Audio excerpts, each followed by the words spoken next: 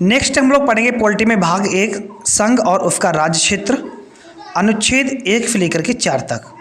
इसके बारे में डेप्थ से चर्चा करेंगे। तो आप लोग कॉपी पेन लेके बैठिएगा, जितनी भी हम चीज़ें यहाँ पर बताते हैं वो सब की सब आप अच्छे से नोट कर लीजिएगा, क्योंकि यूपीएसआई में लगभग मान चलिएगा 18 से 20 क्वेश्चन जो है आपके पॉलिटी से ही पूछे जाएंगे। तो काफ़ी ये इंटरेस्टिंग आज का वीडियो होने वाला है, तो आप लोग हमारे साथ लास्ट तक जो है बनी रहिएगा। भाग 1 में क्या बोला गया है? संघ और उसका राज्य क्षेत्र।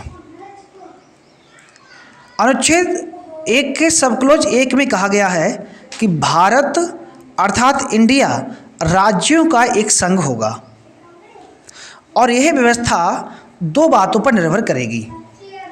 पहला, देश का नाम और दूसरा राज्य पद्धति का प्रकार। राज्य पद्धति का प्रकार। संविधान में 2 शब्दों का प्रयोग किया गया है, भारत अर्थात इंडिया। भारत शब्द का प्रयोग किया गया है और इंडिया शब्द का प्रयोग किया गया है। इसके अलावा अन्य किसी भी शब्द का प्रयोग नहीं किया गया है भारतीय संविधान में। और साथ में कहा गया कि भारत जो होगा वो राज्यों का एक संघ होगा। राज्यों क्या होगा? एक संघ होगा। अब संघ के लिए इंग्लिश में 2 शब्दों का प्रयोग किया जाता है। संघ के लिए इंग्लिश में 2 शब्द प्रयोग किए जाते हैं। एक शब्द है यूनियन, एक शब्द है बेटा यूनियन, और दूसरा शब्द है फेडरेशन। फेडरेशन। अब आपके दिमाग में ये आ रहा होगा कि भारत यूनियन है कि फेडरेशन है? भारत क्या है? भारत यूनियन है कि फेडरेशन है? और ये एग्जाम में कई बार क्वेश्चन पूछा भी गया है कि भारत यूनियन है कि फेडरेशन है। तो भारत यूनियन है। भारत राज्यों का एक संघ है। तो संघ तो यूनियन का भी मतलब होता है और फेडरेशन का भी मतलब होता है, दोनों का अर्थ जो है संघ होता है। फिर इन दोनों में अंतर क्या है? तो यूनियन का मतलब होता है जो कभी अलग नहीं हो सकता, और फेडरेशन का मतलब क्या है? इसका मतलब भी संघ होता है, लेकिन ये एक समझौते के तहत होते हैं। ये कभी भी अपने आप को स्वतंत्र घोषित कर सकते हैं। जैसे कि हम अगर अमेरिका की बात करें तो अमेरिका किस तरीके से बना? अमेरिका में राज्यों से मिलकर देश बना है। वहाँ क्या है? राज्यों के मध्य एक एग्रीमेंट है, एक समझौता है। जबकि इंडिया में जस्ट इसके अपोजिट है। इंडिया में क्या है? इंडिया में सबसे पहले भारत बना। क्या बना? सबसे पहले भारत बना, और भारत के बाद जो है राज्यों का गठन किया गया। तो ये अंतर होता है फेडरेशन और यूनियन में। समझ आ गया कि फेडरेशन का मतलब क्या होता है और यूनियन का मतलब क्या होता है? तो भारत क्या है? अब यूनियन है। भारत में कोई भी राज्य भारत से अलग नहीं हो सकता है, चाहे वो लाख कोशिश कर ले। लेकिन अमेरिका में क्या है? अमेरिका में कोई भी राज्य अपना समझौता तोड़ सकता है, समझौता वापस ले सकता है, एग्रीमेंट जो है ख़त्म कर सकता है, और वो अपने आप में जो है एक स्वतंत्र राष्ट्र के रूप में घोषित हो सकता है। लेकिन भारत में ऐसा बिल्कुल नहीं है। भारत राज्यों का एक संघ है, और इसकी वजह यही है कि अमेरिका जो है क्या है? वो राज्यों से मिलकर बना है। लेकिन भारत में क्या है? पहले भारत बना और उसके बाद राज्यों का गठन किया गया। तो ये है यूनियन सिस्टम और फेडरेशन सिस्टम। तो भारत क्या है? अगर आपसे पूछा जाता है तो भारत एक यूनियन है। अब हम बात करते हैं अनुच्छेद 1 की। तो अनुच्छेद 1 में क्या कहा गया है? भारत अर्थात इंडिया राज्यों का एक संघ होगा। और अनुच्छेद 1 के सबक्लोज 2 में ये बात बोली गई है कि राज्य और उनके राज्य क्षेत्र वे होंगे जो पहली अनुसूची में उल्लिखित हैं। भारत में कितने राज्य हैं और कितने यूटी हैं? तो भारत में प्रेजेंट टाइम पर 28 स्टेट हैं और 8 यूटी हैं। पहले कितने थे? 9 थे। 25 जनवरी 2020 को दादरा नगर हवेली को जो है मर्ज कर दिया गया, एक कर दिया गया। अब टेरिटरी जो रह गई हैं, यूनियन टेरिटरी की संख्या हो गई है 8। ये आप लोगों को ध्यान रखना है। अनुच्छेद 1 का सब क्लॉज 3 क्या कहता है? भारत के राज्य क्षेत्र में 3 भागों में बांटा गया है। कौन कौन से 3 भागों में बांटा गया है? राज्यों के राज्य क्षेत्र, पहली अनुसूची में विनिर्दिष्ट संघ राज्य क्षेत्र, और तीसरे में बताया गया है कि ऐसे अन्य राज्य क्षेत्र जो अर्जित किए गए हैं। अब यहाँ पर अर्जित राज्य क्षेत्र का क्या मतलब है? अर्जित राज्य क्षेत्र का मतलब है जो जीत द्वारा शामिल किए गए हों। जैसे गोवा और दादरा नगर हवेली की हम बात करें,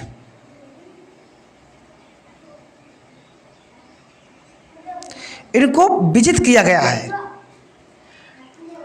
इनको जो है 10वें संविधान संशोधन अधिनियम 1961 के तहत भारत में इनको मिलाया गया था।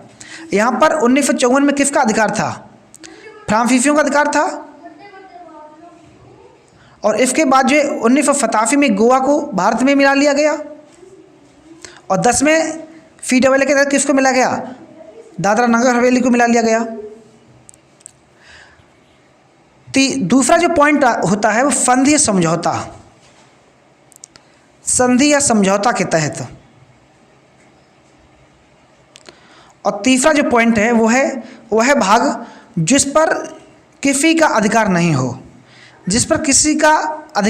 हो, किसी का अधिकार हो ही नहीं, वो क्षेत्र अर्जित क्षेत्र के अंतर्गत शामिल किए जाएंगे। तो उम्मीद करते हैं जितनी भी चीज़ें हमने यहाँ पर बताई हैं इनमें कुछ आपको नया सीखने को मिला होगा। अब हम बात करते हैं अनुच्छेद 2 की। अनुच्छेद 2 में क्या है? अनुच्छेद 2 में कहा गया है नए राज्यों का प्रवेश और स्थापना। संसद को यह शक्ति दी गई है कि संसद विधि द्वारा नए राज्यों का प्रवेश या उनकी स्थापना कर सकेगा। और संसद की शक्तियों को 2 भागों में हम बांट सकते हैं। संसद की शक्तियों को हम 2 भागों में बांट सकते हैं। पहली जो शक्ति है वो है नए राज्यों को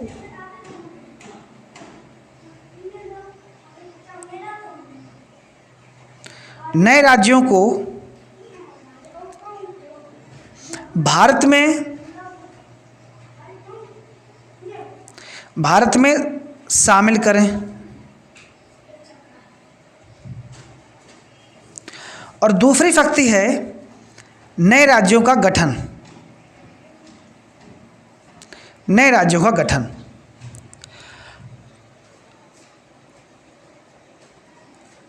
पहली शक्ति उन राज्यों के लिए है जो पहले से अस्तित्व में हैं, और दूसरी शक्ति उन राज्यों के लिए है जो अस्तित्व में तो हैं लेकिन उनके गठन को लेकर है। अर्थात हम कुल मिला के कह सकते हैं कि उन राज्यों जो भारतीय संघ के हिस्से नहीं हैं के प्रवेश और गठन से संबंधित है आर्टिकल 2। अब हम बात करते हैं अनुच्छेद 3 की। अनुच्छेद 3 में क्या है? अनुच्छेद 3 भारतीय संघ के नए राज्यों के निर्माण या वर्तमान राज्यों में परिवर्तन से संबंधित है। ये दूसरे शब्दों में अनुच्छेद 3 भारतीय संघ के राज्यों के पुनर्सीमन व्यवस्था करता है। किसकी व्यवस्था करता है? पुनर्सीमन की व्यवस्था करता है। अनुच्छेद 3 का आ कहता है, या का मान लो, किसी राज्य में से उसका राज्य क्षेत्र अलग करके अथवा 2 या 2 से अधिक को या राज्यों के भागों को मिलाकर अथवा किसी राज्य क्षेत्र को किसी राज्य के भाग के साथ मिलाकर जो है नए राज्य का हम निर्माण कर सकते हैं। तीसरे का बा क्या कहता है? किसी राज्य का क्षेत्र बढ़ा सकेगी। और तीसरा पॉइंट कहता है किसी राज्य क्षेत्र के भीतर, यानी किसी राज्य का जो क्षेत्र है उसको हम कम कर सकते हैं, उसको हम घटा सकते हैं, उसको हम क्या कर सकते हैं? घटा सकते हैं। और घा में क्या बोला गया है?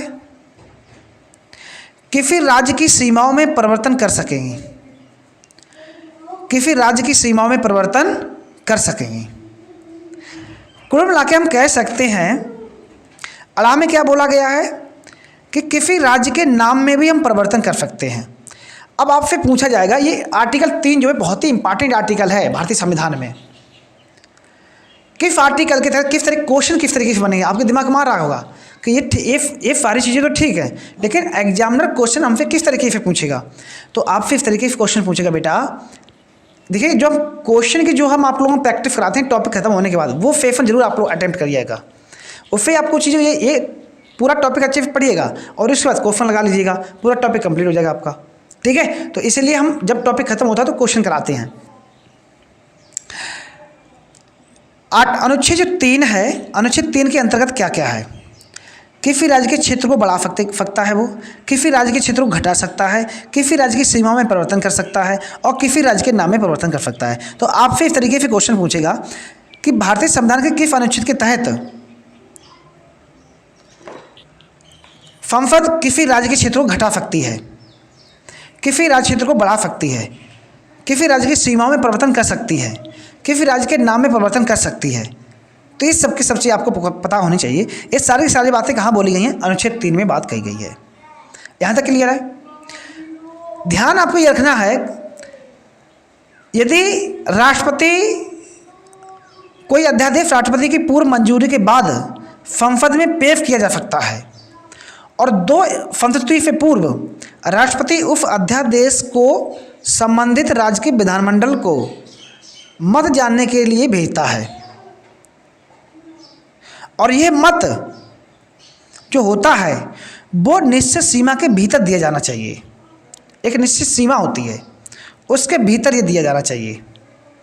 अब हम बात करते हैं अनुच्छेद 4 की। अनुच्छेद 4 कहाँ से स्टार्ट है?